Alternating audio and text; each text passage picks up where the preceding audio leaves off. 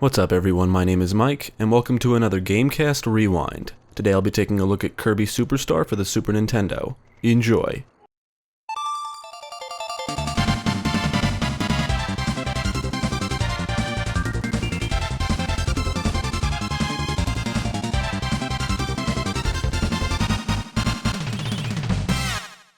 Yeah, I like Kirby, he's alright. The first Kirby game I ever played was the original Kirby's Dream Land for the Game Boy. I didn't get a chance to play Superstar until the remake released for DS called Kirby Super Star Ultra. I was in school at the time, and the day it released I ran to the GameStop next door during lunch and nabbed a copy. I was hooked on it for a few weeks. Developed by HAL Laboratory and published by Nintendo, Kirby Superstar was released for the Super Nintendo in September 1996. For this review we played the SNES Classic version. Jeremy and I teamed up for some two-player action, and managed to complete the entire game in about 6 hours. Kirby Superstar contains multiple games, and more are unlocked as you play. So let's take a look at Kirby Superstar and see what kind of trouble the Pink Wonder gets into. Kirby Superstar can be played solo or with a friend. Player 1 is always Kirby, and Player 2 will be a helper. If playing solo, Kirby can be assisted by an AI helper. Kirby can run, jump, slide, crouch, fly, and block enemy attacks. The second player also functions the same, but that character's flying is limited. Like most games in this series, the gameplay revolves around different abilities. Kirby inhales his enemies and can then copy their powers. In order for the second player or the AI helper to join in, Kirby must create them from a copied ability. If Player 2 mashes the A button or is about to die, he can change abilities by running into another enemy that can be copied, otherwise Kirby has to create them again. Milky Way Wishes breaks these rules a little because instead of copying abilities from enemies, you must collect the deluxe abilities to acquire the powers permanently, and you can switch between any of the ones you've acquired at any time. When the characters take damage, they lose health, but can restore health by consuming the food items scattered throughout the environments. Consuming invincible candy will grant you limited invulnerability. If both characters kiss, or what the game calls face-to-face, shortly after eating food, they will share the health. Kirby Superstar is essentially a platformer. You may even call it a platforming beat-em-up. The Spring Breeze game plays out in 5 stages. You kill enemies, can find some hidden areas, and the whole idea is to get to King Dedede and defeat him. You can easily beat this in under 15 minutes. In the Dynablade game, you start at a map screen with multiple stages and must complete them in order. You can find hidden rooms with big switches that unlock ability rooms on the map screen.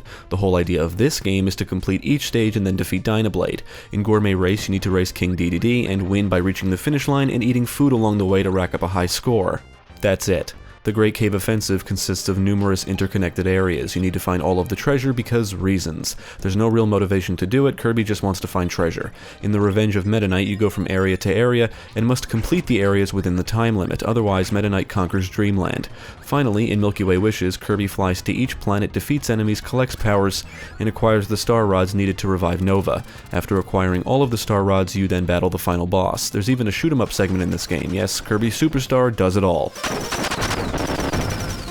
You can basically call the sub-games mini-games, and the arena mode is easily the hardest game of the bunch. There's 2 sub-games, Megaton Punch and Samurai Kirby. Megaton Punch has Kirby and another character trying to break blocks. This involves players pressing buttons at the right time, to fill a meter, line up crosshairs, and line up a pendulum in a circle. Samurai Kirby is just a duel, and the first player to press the button when the exclamation point appears wins. You can set how many matches before playing each sub-game, but I really can't see anyone playing either of these for more than 5 minutes. They're also not required for 100% completion. Arena is the last game you'll unlock and is literally a boss rush. You'll battle every boss encountered throughout each game, even mini-bosses, and in between battles you can consume health items, but you're only provided 5, so you'll want to use them wisely. If you die, you need to start the entire mode over. Kirby games are all about abilities, and in Superstar you're provided with plenty. Kirby can inhale enemies and spit them back out as projectiles, but you may want to swallow ones that offer abilities for access to a wider variety of attacks. Each ability has its own move list, and luckily the controls are simplistic. 1-button attacks, and in combination with the D-pad you can perform different moves. You can perform charge moves, thrust in different directions, fire projectiles, grab enemies, and more. After copying an enemy, Kirby will wear a unique cap to identify which ability you have equipped.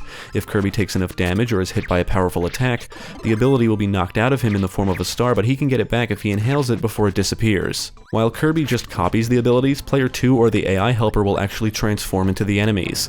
Not every enemy can be copied, however, only the blinking ones. Some stages require you to utilize specific abilities in order to find hidden areas, like smashing posts requires the hammer or stone abilities. Lighting fuses to fire cannons requires the jet or fire abilities.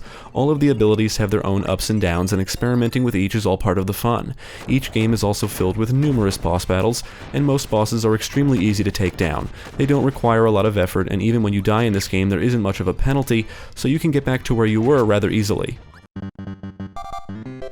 Superstar includes 6 main games, 5 of which have a tiny form of story. There's also 2 sub-games in the arena, which is just a boss rush mode.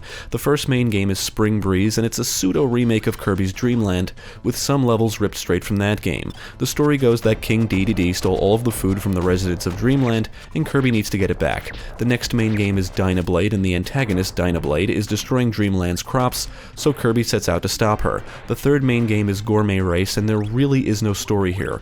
Kirby just needs to race King Dedede and win. The Great Cave Offensive is the fourth main game, and this also has basically no story. Kirby just goes treasure hunting because why not? After completing the Dynablade game, you unlock the Revenge of Meta Knight. Meta Knight is trying to conquer Dreamland, and Kirby needs to stop him. Once that game is completed, you'll unlock Milky Way Wishes. In this game, the antagonist, Marx, tells Kirby that he must stop the Sun and Moon from fighting.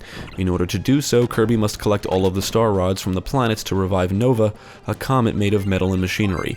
The stories here are not very in-depth, there's no voice acting, and each can be completed within an hour if you're quick enough.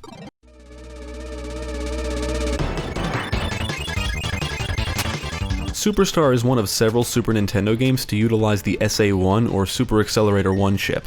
What does that mean, you ask? It means the original game cartridge gives the Super Nintendo access to faster RAM and an upgraded clock speed.